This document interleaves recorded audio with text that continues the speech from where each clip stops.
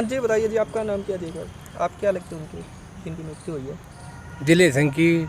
मैं दिलीप सिंह का बड़ा भाई हूँ और दिलीप सिंह के जो गोली लगी है वो शाम को 6:45 बजे के करीब गांव में 3 बदमाश मोटरसाइकिल पर आए और आके दिलीप सिंह दुकान पर बैठा हुआ था। आते ही उन्होंने दिलीप सिंह पर फायर कर दिया और उसके 2 गोलियां लगी। गोली लगने के बाद हमें उसको हॉस्पिटल के अंदर ले गए। वहाँ डॉक्टर ने मृत्यु घोषित कर दिया और पुलिस प्रशासन कोई कार्रवाई नहीं कर रहा। तो हालांकि जो बॉडी है अभी तक क्यों नहीं उठाया गया है? या आपने नहीं उठाया या उन्होंने नहीं उठाने दिया? वो अभी गिरफ्तार नहीं किए हत्यारे, अभी दिलीप सिंह के हत्यारे गिरफ्तार नहीं किए हैं, इसलिए हमने कह दिया हम दाह संस्कार बाद में करेंगे जो कि वो गिरफ्तारी उनकी हो जाए। हाँ जी, मेरा नाम सुनील कुमार है, मैं दिलीप सिंह का भतीजा हूँ। सर ये केस 14 मई से स्टार्ट है। 14 मई को हिसार शिव कॉलोनी में हमारे ट्रैक्टर से गेहूँ उतार रहे थे और पीछे से एक गाड़ी में 5 सवार गुंडे, जिनके पास पांचों के पास पिस्टल था, वो पांचों आए और हमारी गाड़ी से गेहूँ अनलोड हो रही थी, जिसमें से 2 कट्टे बचे हुए थे।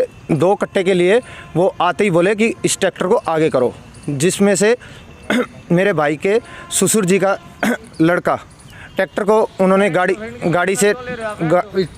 को बैक कर लिया जाए और गाड़ी ट्रैक्टर से उनके जो मेरे भाई जी हैं उनके साथ ये बोले कि आप थोड़ा गाड़ी को बैक कर लो, हम ट्राली को घुमा देंगे, हमारे घेर के अंदर खड़ा कर देंगे।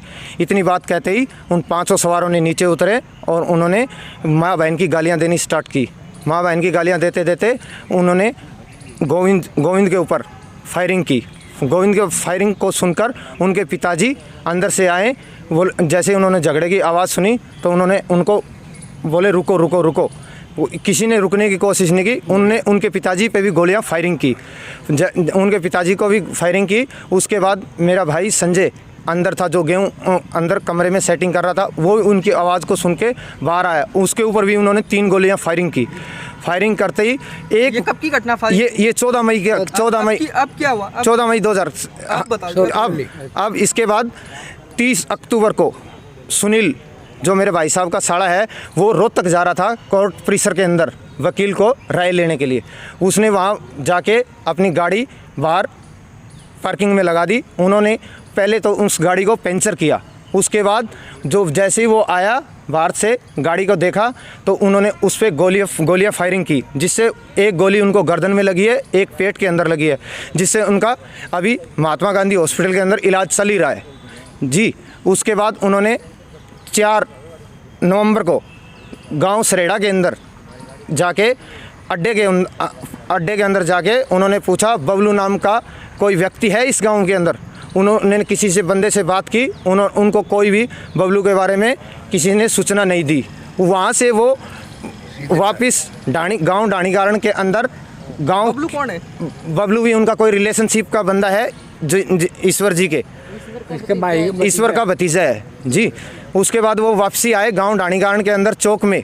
उन्होंने 2-3 बार बाइकें गलियों में इधर उधर घुमाई, जिससे उस टाइम दुकान के अंदर 4-5 ग्राहक थे। उसके बाद वो ग्राहक निकल गए किराना स्टोर के अंदर। एक ही जो दुकानदार था मेरा चाचा जिले सिंह, उन्होंने अकेले को देखकर एक सवार बाहर गोली मोटरसाइकिल स्टार्ट करके खड़ा था। 2 सवार अंदर घुसे, उन्होंने 8-10 गोलियां फायरिंग की, जिससे से एक गोली आँख के नीचे लगने से सीधी गर्दन के बाहर क्रॉस करके और एक गोली पेट के अंदर लग के उनका गोलियों से खून हो गया। उन्होंने कम से कम 10-12 गोलियां फायरिंग की। उसके बाद मेरे भाई और पड़ोसी जो भी मदद करने के लिए आए तो उस टाइम तीनों बंदे फरार हो गए। उसके बाद हम मेरे चाचा को जनता हॉस्पिटल के अंदर दाखिल करवाने के लिए लेके गए, जिससे उन्होंने वहाँ जाके उनका जैसे ही थोड़ा इलाज हुआ तो इलाज के बाद डॉक्टर ने उनको मृत्यु। अपना नाम बता। मेरा नाम राजा देवी है जी। हम गांव सरेड़ा के अंदर रहते हैं और यो जो मामला चल रहा है यो इस 14 मई से जुड़ा हुआ है। ईश्वर नाम है जो वो मेरा देवर है, उसके भतीजे के साथ ये मामला हुआ है जी। काल गुंडे गिले लगे हैं, सरियाम बदमाश घूम रहे हैं जी। 4 तारीख को भी गए हैं गांव में मेरे लड़कियों के पास, वहाँ पर घर पर लड़के नहीं मिले तो ये ढाणी गारण में आके जिले सिंह के गोली मारी है जी। और कल 12:30 बजे फिर मेरे लड़के के पास गए हैं जी, साथ में गनमैन था, मेरा लड़का बरवाड़े आ रहा था जी, साथ में गनमैन था। और गनमैन ने फ़ोन भी करे, गाड़ी के नंबर भी दिए जी बरवाड़ा SHO ने। और SHO ने ऊपर कोई बात नहीं करी जी, ना नाकाबंदी लाई, ना बदमाश पकड़े हैं जी। जे प्रशासन इतना उठे और कार्रवाई शुरू करे तो क्यों बाहर जा सकते थे जी, न्यू बताओ आप हैं। जो चारों रोड जाम कर दे उसे टाइम प्रशासन द्वारा फ़ोन करे, प्रशासन ने एक बार भी सिर भेज दी तो जैसे तैसे हो के मेरे लड़के की जान बच गई, वो घर सुरक्षित पहुंच गया।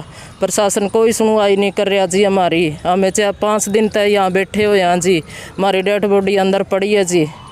ये क्यों इतना ढीला चल रहा है जी, हमारी कोई सुनवाई नहीं हो रही। हम गरीब आदमी हैं जी, हमारे पास पैसे नहीं है खुआने, पुलिस सरकार पैसे खा के अंदर घुसी बैठी है जी, बदमाश सरेआम घूम रहे हैं जी।